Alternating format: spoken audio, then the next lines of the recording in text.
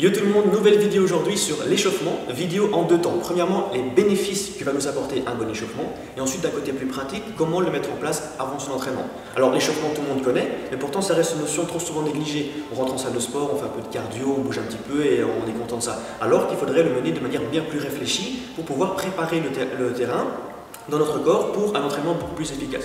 Alors les bénéfices. Premièrement, l'échauffement va permettre au corps d'augmenter sa température et de booster son système cardiovasculaire. Alors ces phénomènes vont permettre d'envoyer dans les muscles et les zones stimulées beaucoup plus d'oxygène. Et qui dit plus d'oxygène dit plus d'énergie. Dans un même temps, ça va aussi permettre d'envoyer plus de nutriments dans nos muscles et qui dit plus de nutriments dit une meilleure contraction. Dans le cas contraire, si on passe d'un état de repos à une activité physique, sans passer par cette zone de transition qu'est l'échauffement, on va perdre ses bénéfices et on va pouvoir ressentir une fatigue prématurée en début voire en mi-session et alors un découragement pourrait s'en découler et au final on passerait un très mauvais entraînement. Deuxièmement, ça va aussi permettre de stimuler et de dynamiser notre SNC, donc le système nerveux central. Le système nerveux central, c'est ce qui va passer l'information du cerveau jusqu'à nos muscles pour pouvoir répéter les mouvements et qu'on a toujours répété, toujours appris dans notre entraînement.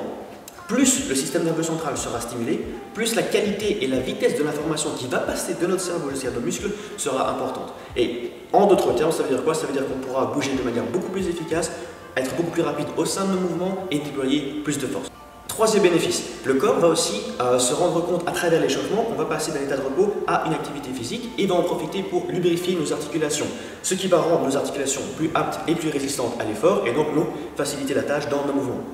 En même temps de cette lubrification, le corps va aussi ajuster les taux d'hormones dont nous aurons besoin pour produire notre énergie, pour mener à bien notre entraînement, hormones telles que l'insuline, la cortisone, etc. Quatrièmement, à côté de ces bénéfices physiologiques, il y a aussi un côté plus psychologique. Je m'explique, imaginons que vous ayez planifié votre entraînement après une journée de travail ou une journée d'école, vous avez encore énormément de choses en tête. L'échauffement, de ce point de vue psychologique, va vous permettre de mettre toutes ces choses en tête d'un côté et de vous concentrer sur votre entraînement, de prévisualiser les exercices, programmer un petit peu votre entraînement, chercher de la motivation personnelle. J'appelle ça rentrer dans la zone. Et une fois que vous êtes dans votre zone, la qualité du travail et le plaisir qui va en découler seront multipliés par 10. Alors, voilà ce qui était pour les bénéfices. Maintenant, on va passer du côté pratique de la chose. Comment réaliser cet échauffement de manière efficace avant l'entraînement? Cette partie-là va se diviser en deux temps. Premièrement, l'échauffement général et puis l'échauffement plus spécifique. On est parti. Donc là, on est parti pour la première partie, donc l'échauffement général. Donc on va vous montrer toute une série d'exercices dits de cardio, que l'on fait tous avant sa séance, mais voilà, qui ne suffisent pas en tant que tels. Donc un peu de course, vélo, rameur, elliptique. Donc aussi le secret, c'est peut-être un petit peu de varier, de chercher à faire des choses différentes, parce que sinon on va vite se lasser et donc laisser ça de côté, alors que c'est super important comme on vient de vous le dire. Essayez de faire ça pendant minimum 10 minutes. 10 minutes minimum, 15 à 20 minutes maximum, ça dépend de votre emploi du temps. On essaye de transpirer pendant cette période-là. Après ça, vous devez transpirer. Et pas arriver cramé ou nerveusement atteint avant votre entraînement. Non, c'est juste cool, relax, juste le temps de s'échauffer à votre aise pendant 10 à 15, 20 minutes. On vous montre ces différents exercices. Là, c'est de la marche inclinée pour la chaîne postérieure, etc. Donc vous avez vraiment le choix, vous faites ça à votre aise, 10-15 minutes, et puis on est parti pour la deuxième partie, qui est l'échauffement dit spécifique. Donc là on va commencer l'échauffement spécifique par du roller, l'effet massage, pour enlever tout ce qui est petit point de tension, etc. dans les endroits où vous allez travailler. Donc là on est plus pour une session du haut du corps. Là à l'écran, c'est ce que je fais avant une session du bas du corps, donc tout ce qui est roller pour les fessiers, vous allez voir aussi les quadriceps, mais aussi l'arrière de la cuisse. Super important pour enlever toutes ces petites tensions et se sentir beaucoup plus à l'aise pour l'entraînement que vous allez devoir réaliser.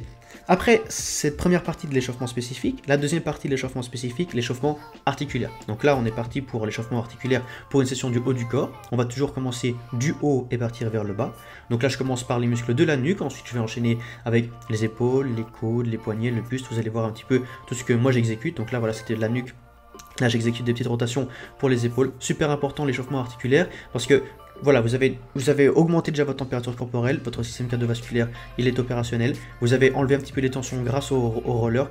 Là, vous êtes parti pour plus spécifiquement échauffer les zones musculaires dont vous allez avoir besoin par rapport à l'entraînement que vous avez choisi, l'entraînement du jour même. Très important aussi articulairement pour pouvoir aider cette lubrification dont j'ai parlé en première partie de vidéo.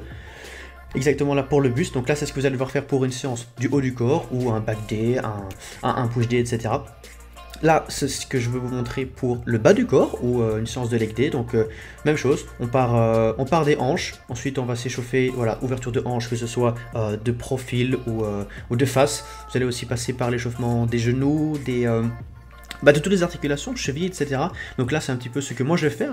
C'est pas le truc absolu, donc vous pouvez le faire un petit peu à votre sauce. Mais visez bien alors l'ensemble de vos articulations, comme on vous l'a montré dans cette vidéo.